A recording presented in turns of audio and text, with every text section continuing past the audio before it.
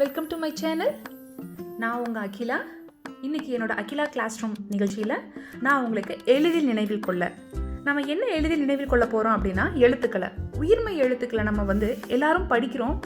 But நம்ம குழந்தைங்களுக்கு சொல்லித்தரும்பொழுது எப்படி ஈஸியாக மனசில் பதிய வைக்கிறது அப்படிங்கிறத நான் இப்போ உங்களுக்கு சொல்லித்தர போகிறேன்.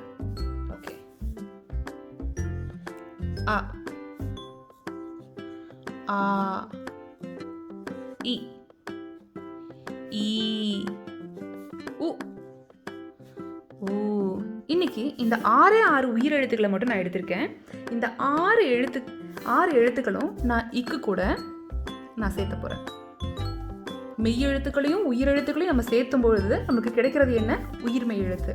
இக்கு கூட்டல் ஆ கா. இக்கு கூட்டல் ஆ கா. இக்கு கூட்டல் இ கி. இக்கு கூட்டல் ஈ கீ.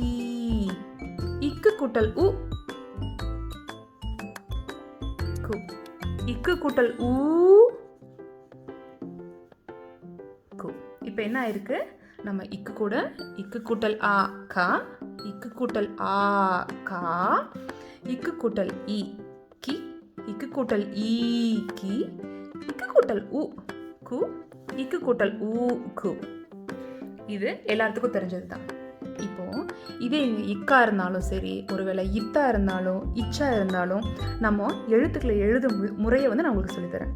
இப்போ கா கா அப்படிங்கிறது தனிச்சிருக்கு பாருங்க. கா அப்படிங்கிறது தனிச்சிருக்கு. இப்போ கா ஆ ஆனா நம்ம என்ன பண்ண போகிறோம்? இப்படி சுழிச்சிடுவோம். ஆ இப்படி நம்ம எழுதி தனிமையாக இருக்குது. இப்போ ஆ அப்படின்னா இந்த ஆ கூட நம்ம இப்படி சுழிச்சு விடுறோம். நம்ம இப்படி சுழிச்சு விடுறது என்ன? நம்ம உயிர்மை எழுத்துக்களை நம்ம எப்படி அடையாளம் கண்டுபிடிக்கணும்னா, இந்த மாதிரி ஒரு துணைக்கால் இருந்தால் அது ஆ அப்படிங்கிற சத்தத்தை நம்மளுக்கு கொடுக்கும். ஓகே. நெக்ஸ்ட் இது என்னது? கி. கி எப்படி வந்துச்சு? இக்கு கூட்டல் இ கி. கி எப்படி நம்ம எழுதுவோம்? இங்கே பாருங்க, ஆ மாதிரி போடுவோம், அப்படியே கீழே இப்படி எழுதிடுவோம் இல்லையா? இந்த வளைவு தான் நம்மளுக்கு என்னதுன்னா ஈ அப்படிங்கிற சத்தத்தை கொடுக்குது. ஸோ ஆ அப்படிங்கிறது தனிச்சிருக்கு, ஆ அப்படின்னா துணைக்கால் வருது, ஈ அப்படின்னா இந்த ஈ உடைய இந்த பார்ட்டு மட்டும், இந்த இடைவெளி மட்டும் நம்மளுக்கு இங்கே இந்த எழுத்தோட காவோட சேர்ந்து வருது. எழுதி காமிக்கிறேன். இங்கே பாருங்க, இது கா கா. இப்போ இது கி. புரிஞ்சுதா? கா கா கி. இப்போ இங்க கீ இருக்கு. நம்ம எப்படி இக்கு கூட்டல் ஈ கீ அப்படின்னு நம்ம சொல்றோம். இந்த ஈ எப்படி எழுதுவோம்? நம்ம இந்த மாதிரி போட்டுட்டு 2 புள்ளி, நேர்கோடு படுக்கை கோடு நேர்கோடு குத்துக்கோடு போடுறோம் இல்லையா? குத்துக்கோடு படுக்கை கோடு குத்துக்கோடு, அப்புறம் 2 புள்ளி வைக்கிறோம் இல்லையா? இப்போ இந்த 2 புள்ளி வைக்கிறதுல ஒரே ஒரு புள்ளி மட்டும் எடுத்துக்கோங்க. ஈ அப்படின்னா நம்ம என்ன பண்ணிடுறோம்? இந்த மாதிரி ஒரு வளைவு போட்டுடுறோம். ஈ அப்படிங்கும்போது என்ன பண்ணுறோன்னா, கா எழுதி இந்த வளைவு போட்டால் ஈ ஆயிரும். இந்த ஒரு புள்ளி நமக்கு இங்கே ஒரு சுழிப்பு இங்கே வந்துடுது. இது என்ன நம்மளுக்கு ஆயிடுது? கீ. இப்போ நீங்கள் எந்த எழுத்துக்கள் எடுத்தாலுமே இந்த துணை எழுத்துக்கள் வந்திருந்தா நீங்கள் இந்த எழுத்துக்களோட ஒப்புமையிட்டு பார்த்துக்கலாம். நான் உங்களுக்கு சில எடுத்துக்காட்டுகள் கொடுக்க போகிறேன். இப்போ இதுக்கு இந்த கிளாஸ் முடிச்சுட்டு இப்போ இது என்ன? கு. இக்கு கூட்டல் உ கு. கு உ எப்படி எழுதுவோம்? இங்கே பாருங்கள், இந்த பகுதி எப்படி வளைஞ்சு வந்திருக்கு. ஸோ அதே மாதிரி தான் இங்கே என்ன ஆகுதுன்னா இப்படி வளைஞ்சு வந்திருக்கு. இப்போ கூவும் பார்க்கலாம். இப்போ கூக்கு இந்த வளைஞ்சிருக்கா? ஸோ அதே மாதிரி கா நம்ம இங்கே எழுதுகிறோம். அதே மாதிரி நம்ம இங்கே என்ன பண்ணிட்டோம்? வளைச்சி விட்டுட்டோம். ஸோ இது என்னது? கு. இப்போ கூ. இக்கு கூட்டல் ஊ கூ. ஓகே. இப்போ இக்கு கூட்டல் ஊ நம்ம என்ன எழுதுகிறோம்? கூன்னு எழுதுகிறோம்.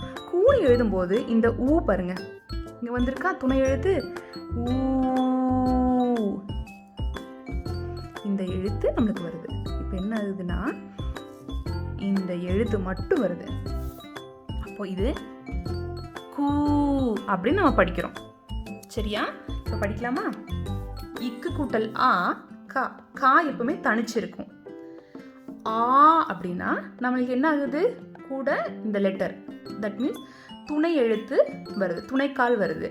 இப்போ கி ஈ. ஈ சத்தம் வரும் பொழுது இந்த வடிவம் மட்டும் நம்மளுக்கு இந்த கா கூட சேர்ந்து வருது. இப்போ ஈ ஈ அப்படின்னா இந்த வடிவம் வந்து ஈயோட இந்த வடிவம் வந்து இந்த ஈல இருக்க இந்த சுழி இருந்து இங்கே சேருது.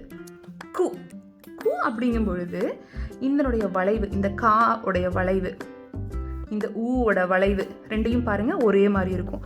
ஸோ காவோட நம்ம இந்த வளைவை நம்ம ஏற்படுத்துகிறோம். ஓகே, அதே மாதிரி கூ அப்படின்னா இந்த ஊவை அப்படியே நம்ம எழுதுறோம். இந்த வளைவு வருது, இந்த வளைவு கூட நம்ம இப்படி எழுதுறோம். ஸோ இது நம்ம கூ அப்படின்னு நம்ம சொல்கிறோம். இப்போது எடுத்துக்காட்டுக்கு இதையே நம்ம இத்து கூட்டல் ஆ என்னங்க? இத்து கூட்டல் ஆ தா. தா என்ன இருக்கு? இங்க தனிச்சு வந்திருக்கு. இத்து கூட்டல் ஆ தா. தாக்கு நம்ம என்ன பண்ணியிருக்கோம்? துணைக்கால் எழுதியிருக்கோம். இத்து கூட்டல் இ, இத்து கூட்டல் இ தீ. தீக்கு என்ன பண்ணியிருக்கோம்? ஈ எழுதுகிற அந்த வளைவு வந்து நம்ம ஆட் பண்ணியிருக்கோம். நம்ம ஜஸ்ட் என்ன பண்ணியிருக்கோம்? கா கா கூட இப்படி எழுதினோமோ அதே மாதிரி தான் தாவும் வந்திருக்கு, தாவும் வந்திருக்கு, தீ வந்திருக்கு. இப்போ தீ. இத்து கூட்டல் ஈ தீ. இந்த வளைவு கூட என்ன பண்ணியிருக்கோம்? ஒரு சுழியை சேர்த்திருக்கோம். து. இத்து கூட்டல் ஊ து. இங்கே பாருங்க, அதே மாதிரி தான் ஒரு வளைவு வந்து நம்மளுக்கு இப்படி எடுத்திருக்கோம். ஓகே, து தூ. இப்போ ஒரே ஒரு மாற்றம் என்னன்னா, இந்த கூ இந்த ஊ வரிசையும் ஊ வரிசையிலையும் சிற்சில மாற்றங்கள் வரும். நம்ம அதை நான் ஒரு தனி வீடியோவை உங்களுக்கு தரேன். இப்போ இதை மட்டும் நம்ம படிச்சுக்கலாம். இப்போ து. நெக்ஸ்ட் இப்போ இத்து கூட்டல் ஊ தூ. நம்ம தூ எழுதும் பொழுது ஒரு துணைக்கால நம்ம ஆட் பண்ணுறோம். சரிங்களா? நான் உங்களுக்கு கு கு இந்த 2 வரிசைகளை மட்டும் தனியாக உங்களுக்கு ஒரு வீடியோவை போட்டு நல்லா விவரமாக சொல்கிறேன். இது வந்து எளிய முறையில் உங்களுக்கு நடுவில் எந்த எழுத்துக்களாக இருந்தாலும் நம்ம கண்டுபிடிக்கிறதுக்காக இந்த சிம்பிள்ஸை மட்டும் நம்ம வச்சு நம்ம கண்டுபிடிச்சிக்கலாம். அதுக்காக நான் இந்த வீடியோ உங்களுக்காக போட்டிருக்கேன். என்னோடய வீடியோ உங்களுக்கு பிடிச்சிருந்ததுன்னா லைக் பண்ணுங்கள், கமெண்ட் பண்ணுங்கள், சப்ஸ்கிரைப் பண்ணுங்கள். தேங்க்யூ.